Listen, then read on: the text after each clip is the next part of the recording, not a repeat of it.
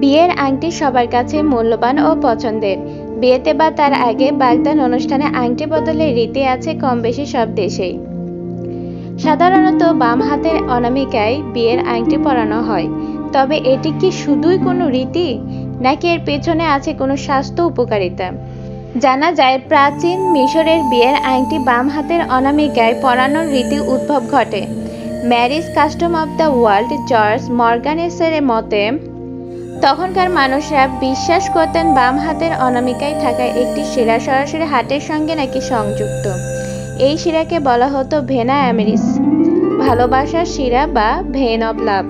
এ কারণে ওই আঙুলে আংটি পরলে হাত থাকে সুরক্ষিত। এরপর থেকেই রীতি অনুযায়ী বিশ্বজুড়ে প্রচলিত হয়ে যায়।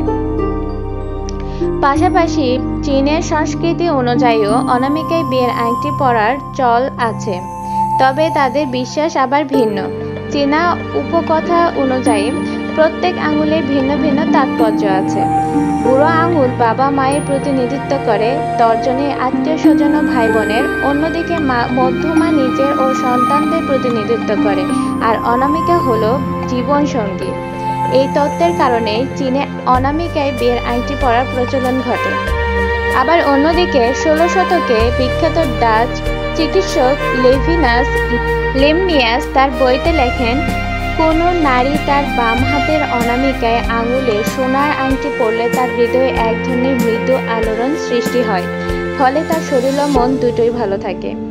17 শতকের দিকে ডাচ ফিজিশিয়ান লেমনিয়াস এই যুক্তির সঙ্গে কিছুটা একমত পোষণ করেন।